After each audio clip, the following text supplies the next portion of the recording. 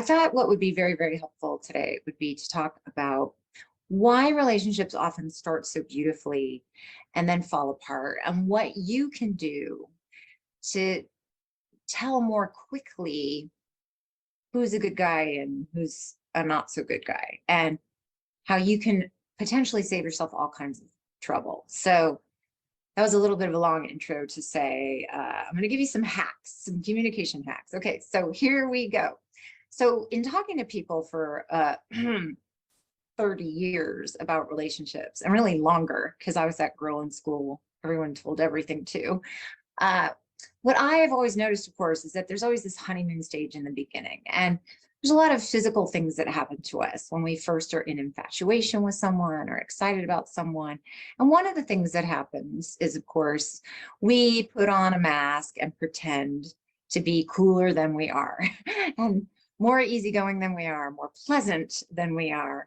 And then, of course, there's the physical euphoria of falling in love or being newly in love. There's actually a lot of things happening chemically in your brain and with neurotransmitters and hormones and things that actually do make you more easygoing and happier and more fun than you might normally be, and more in a good mood, able to shake off stress or annoyances that later, as those neurotransmitters and hormones and chemicals are starting to settle down, aren't helping you as much. And so it's common around the 4 to 6 month period to start seeing more of who someone really is and less of who you thought they were. And they're not as much on their best behavior because they're getting comfortable and they're feeling more confident in your affections, shall we say. So they feel like they can be their real self. So recently a client had fallen really in love with somebody, and they were just having like the most magical, wonderful time. And then around the 4-month mark, this person started kind of complaining about things, kind of shutting down, kind of pulling away, and suddenly became someone very different than they had been for 4 months. And my client was very confused. And the other thing you should know, of course, is that relationships have stages, and each stage is its own thing. And each stage can go really well until you hit a stage that doesn't.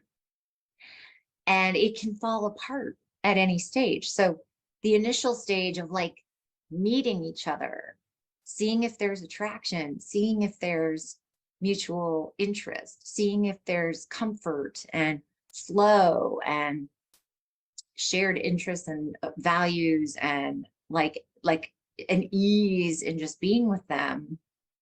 Well, then you get into getting to know each other, right? The getting to know you stage. And then there's needs and wants. Like, do you have compatible needs and wants? And then there's, full couplehood, right? So at each of these stages, it can break down. You can meet and it can go great. You can have shared interests, shared chemistry, attraction. You can have a lot of fun in the getting to know you stage, a lot of fun. But then in the needs and wants stage, you might find you're on very different pages in what you need and want, or what you prioritize, or how your values are ranked in order of importance, right? So you might have the same values, but they might be in vastly different orders. And that can be a huge problem. So it's very common around the 4 to 6 month mark to have gotten through these stages and settling into more like steady dating or full couplehood.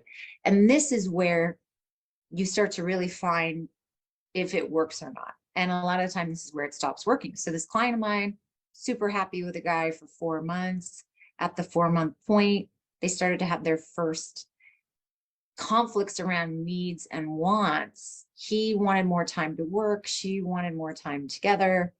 He felt more pressure. She felt confused by his pulling away. He had been so ardent and lovely, not love bombing, but really lovely. And suddenly he was, more at arm's length. And she got scared, as I think a lot of people would, and needed more reassurance. And then he became angry. So she called me to say, what did I do wrong? And what could I have done differently? And how did I perhaps blow it? And I said, sweetie, you didn't blow anything. You hit your first conflict. And now you're seeing, can this person handle conflict? Can this person deal with stress? Is this person good at communication when there's a conflict of need or want? And are you safe with this person? Is this person emotionally healthy? Right? So I'll tell you another news flash, which is that research shows it really takes a good 9 months to 3 years to know someone. So even if you're seeing someone every day, spending a lot of time together, talking regularly, spending weekends together, you don't really know them for a while. And essentially, they're a lovely acquaintance that you might even be, being very intimate with, but that person is still in many ways a stranger. You don't know how they're going to be in different situations and circumstances until you're in those situations and circumstances with them. And so my client's boyfriend became very unsupportive, ungenerous, and ultimately unkind when there was a conflict. So I'll spare you the whole story, but basically here's what you want to look for. When you want something and someone else wants something else, can they talk about it in a way that is loving and generous? Can they hear you? Can they show care and concern for you? Or do they become angry? Anger is, really a red flag, of course. So that's the first thing, is how do they respond when you guys want different things? Second thing is, how do they respond when you have expectations that aren't met or you don't meet theirs, right? When you go to them and say, hey, I had this expectation based on what we had talked about or what has happened in the past or what you said you would do, and then that didn't come to be, and now I'm disappointed. How do they respond when you're disappointed? Or how do they respond when they're disappointed? When perhaps you don't meet one of their expectations? Hugely important. And then number 3, what happens when you say no? Oh, now, none of us like the word no. We much prefer the word yes. We don't want to be denied whatever we want. That's no fun, right? But that's life. And part of relationships is you can't get everything you want when you want it all the time, right? And really, wouldn't that be boring? So what happens though when you have to say no to someone else, and when it's someone that you're close to or looking to really build something with? Do they care? Are they, again, helpful, thoughtful, generous? What happens when you say no? So if they become angry again, if they become defensive, if they tell you you shouldn't say no, if they try to talk you out of your feelings, if they invalidate your feelings, if they minimize your feelings, if they're dismissive, if they're pushy, if they cannot hear what you feel or need, that is something to really pay attention to. So my client was so disappointed because 4 months is a long time to be having a great time with someone, talking every day, getting together 2 or 3 times a week. That's a lot, right? And they had become exclusive. They had become physically intimate for weeks at that point, and it was really seeming like it had all the hallmarks of a great relationship with a possible future. And so my client was really pretty darn crushed when this person became angry, became very ungenerous, and then ultimately became unkind, and then ultimately completely pulled away. She was shocked. She was totally shocked. And, we want to feel some sense of control. We want to feel some sense of being able to direct our own lives or make things happen or make things go the way we want them to go. We're all like this, of course, right? But sometimes people just fall apart on us. Sometimes the wheels come off. And in spite of our best effort, our best intentions, and really, really, having incredible desire that it be different, sometimes the wheels just come off. So I explained to my client that I was glad this happened soon and not when they were living together or engaged or further down the road, that this was really important to note that this person could not handle conflict.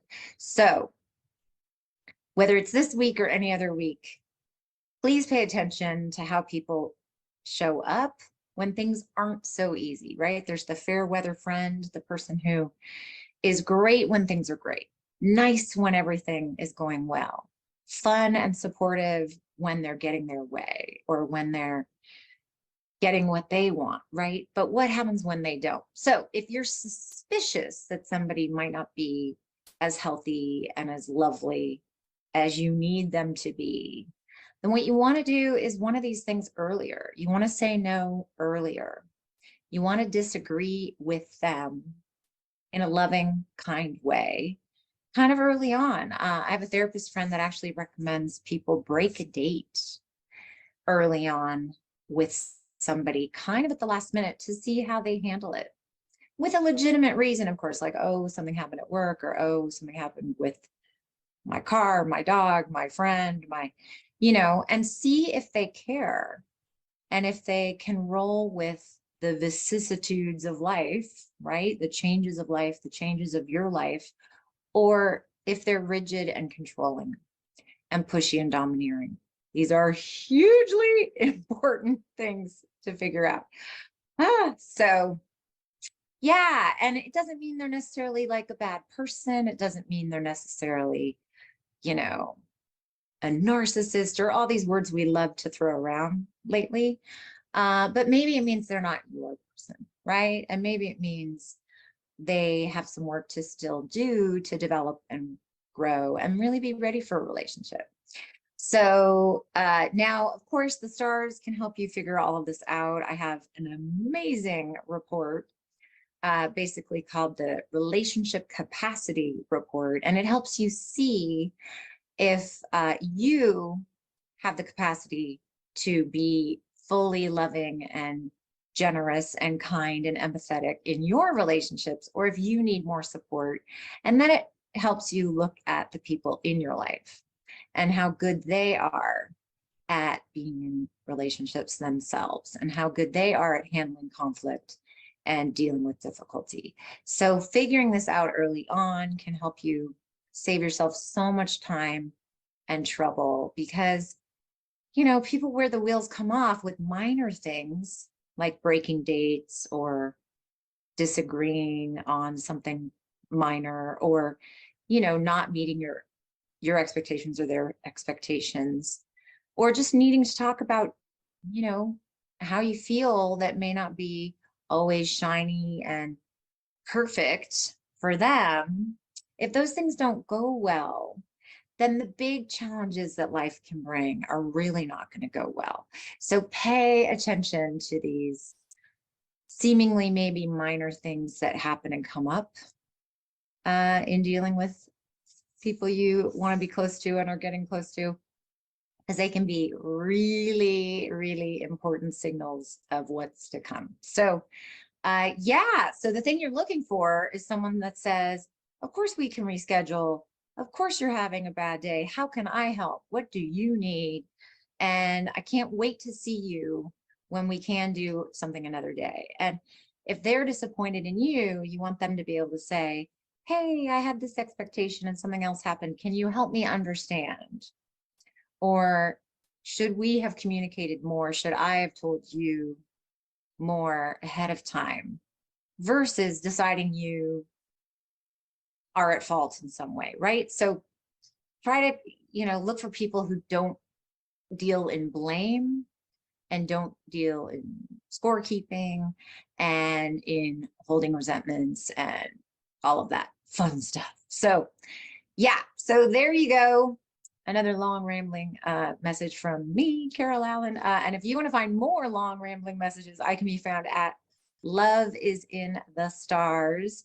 The capacity report is below and in the description of this video. And I have a great lot of fun with a free newsletter and talk about astrology and celebrities and compatibility and all kinds of amazing things, and the wisdom of ancient India and how it can illuminate and elucidate all of these topics for you and save you all kinds of time. So check all that out at lovesinthestars.com, and thank you for listening. God bless.